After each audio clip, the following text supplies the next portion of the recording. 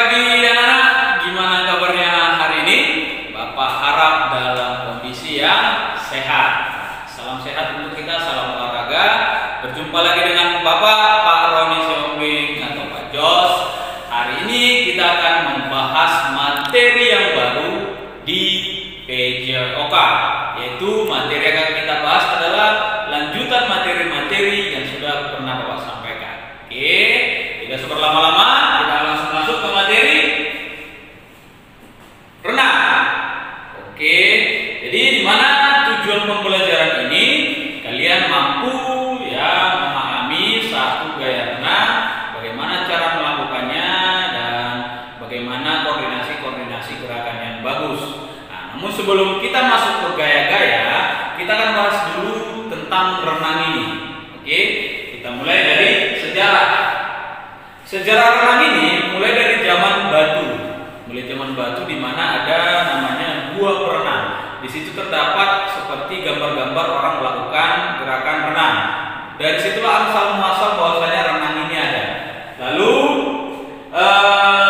di tahun 1800 pertandingan renang pertama sekali diadakan di benua Eropa, ya, berkembangnya di sana.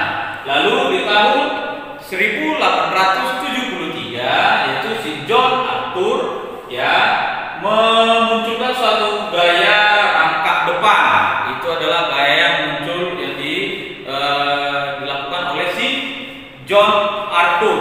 Nah, lanjut di tahun 1875 nama ini sangat populer di kalangan pecinta renang, yaitu Matthew Webb, di mana dia adalah pelopor gaya dada yang melintasi Teluk Inggris selama 21 jam berenang. Ya. Lalu di tahun 1900 gaya punggung mulai dipertandingkan di sebuah pertandingan Olimpiade. Oke. Lalu di tahun 1902 yaitu Richmond Cavill itu dia menciptakan atau mencetus gaya bebas. Di luar dari sini masih sangat banyak sejarah tentang renang, ya. Namun inilah sedikit yang bisa Bapak berikan. Kamu bisa lihat lagi di sejarah renang di buku-buku yang kamu punya ataupun bisa dari kamu searching di internet. Oke, itu adalah tentang sejarahnya. Sekarang pengertian. Apakah sebenarnya renang ini? Yaitu aktivitas yang mengandalkan gerakan tangan, kaki secara terkoordinasi untuk bergerak maju, mengapung dan menyelam di dalam air. Ya, gerakan tangan, kaki kita terkoordinasi dengan baik untuk membuat badan kita ini di dalam air maju ke depan, mengapung dan bisa menyelam. Itulah pengertian dari renang. Dan juga renang ini sangat membutuhkan energi yang sangat besar, ya. Hampir semua otot-otot kita bekerja ketika kita sedang berenang. Nah, itu adalah dari pengertian. Sekarang kita masuk ke bagian yang ketiga, bagian C. Perlengkapan renang. Nah, apa-apa saja yang harus kamu miliki ketika kamu ingin menjadi seorang perenang, ya, atau kamu ingin berenang, yaitu ada pakaian khusus renang, namanya juga khusus, yaitu terbuat dari karet. Pakaian khusus ini dapat membantu kamu ketika sedang berenang. Jadi harus berbentuk karet dan elastis dan sedikit lebih ketat. Itu membantu kamu di dalam berenang di air. Lalu kacamata renang untuk pelindung mata supaya lebih nyaman berenang.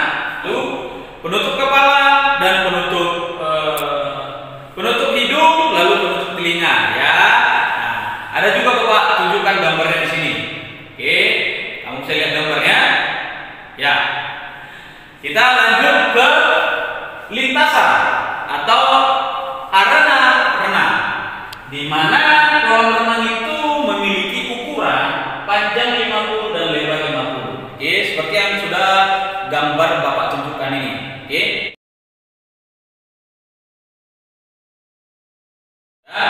Ya, itulah lintasan renang.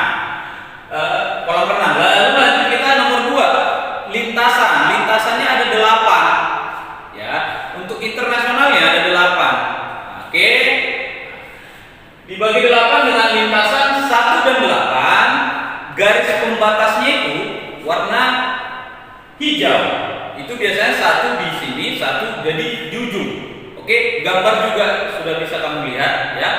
Lalu lintasan 2, 3, 6, 7 berwarna biru. Lalu lintasan 4 dan 5 ini yang paling tengah, yang paling di tengah, yaitu warna kuning. Lalu biasanya perlombaan renang itu kita berada di suatu lintasan itu sesuai dengan hasil renang yang sudah kita lakukan pada saat kualifikasi. Jadi perenang tercepat itu berada di lintasan 4, perenang paling cepat. Lalu perenang-perenang yang di bawahnya berurutan dari nomor 5, lintasan 3, lintasan 6, lintasan 2, lintasan 7, 1 dan 8. Itulah urutan kamu menempati lintasan sesuai dengan waktu tercepat ketika kualifikasi. Jadi ini maksudnya ketika sudah babak final untuk menentukan tempat itu sesuai dengan hasil kualifikasi. Nah, itu dia untuk lintasan. Lalu pengukur waktu. Pengukur waktu ini berada di dinding kolam. Dinding kolam di mana kita harus menyentuh dinding tersebut yang tebalnya 1 cm. Jadi ketika kita sudah berenang, kita akan menyelesaikan renang kita harus menyentuh pengukur waktu yang ada di dinding kolam. Oke, itu dia. Lalu ada balok start. Balok start bisa kamu lihat juga gambarnya. Oke, gambarnya ya, itu dia balok start. Balok start itu adalah tempat seorang perenang memulai renang. Berarti start, memulai ya. Di mana tingginya itu 0,5 sampai 0,75 meter. Lalu bahannya anti licin supaya perenang itu bisa berdiam di balok start. Jadi supaya tidak terjatuh. Dan kemiringannya 10 derajat. Oke, seperti di gambar yang Bapak tunjukkan. Ya. Itu tentang balok start. Lanjut dengan peraturan perlombaan renang. Peraturan perlombaan renang ini ada 3 tahapan. Tahap pertama itu kita berada di balok start. Nanti wasit memberi aba-aba kita semua naik ke balok start dengan posisi menunduk. Oke, seperti di gambar. Ini dia contohnya. Oke, menunduk. Lalu setelah itu ada bunyi fluid panjang. Bunyi fluid panjang, kita bersiap-siap di posisi kita, posisi menunduk tadi. Lalu bunyi pistol itu perenang melakukan lompatan masuk ke dalam kolam renang, lalu memulai gerakannya, memulai pertandingannya. Itu adalah di peraturan perlombaan renang. Nah, sekarang setelah kita bahas peraturan, kita ada di nomor. Nomor-nomor apa saja yang dipertandingkan di renang? Yaitu ada nomor gaya bebas dengan 50 meter, 100 meter, 200 meter, 600 meter, ya 400 meter, 400 meter, lalu ada 800 untuk putri, lalu ada nomor yang 1000 meter, ya.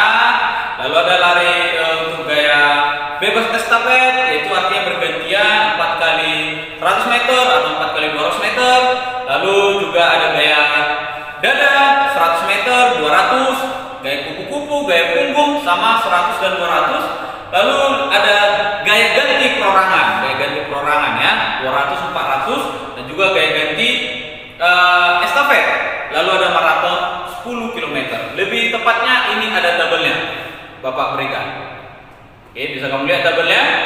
Ya, itu adalah nomor-nomor perlombaan renang. Induk organisasi renang, yaitu ada induk organisasi yang secara internasional dan ada dengan cara nasional. FINA, ya, yaitu Federation International dan National. Lanjut, PRSI, Persatuan Renang Seluruh Indonesia. Itulah organisasi luar dan dalam negeri. Nah, lanjut prestasi renang Indonesia. Prestasi renang Indonesia ini secara untuk Olimpiade belum, ya, tapi untuk SEA Games sudah banyak. Terlebih untuk era 90-an ada namanya perenang kita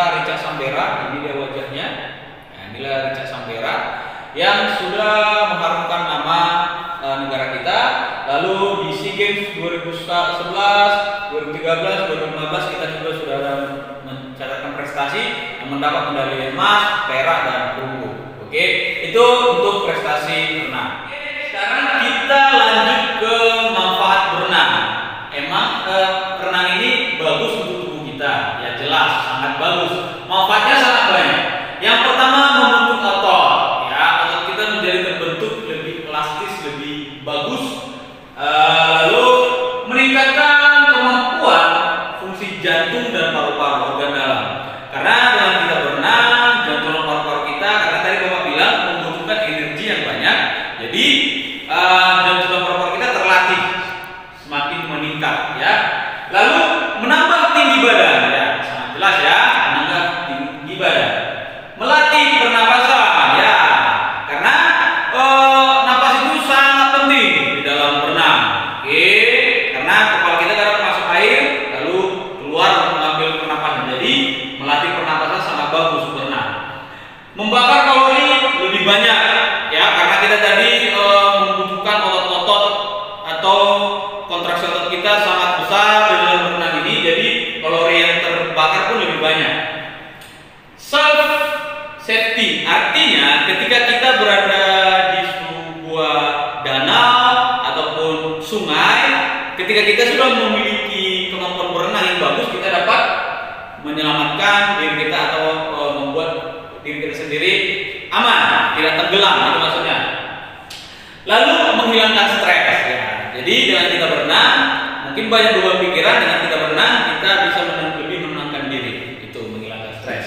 Manfaat renang.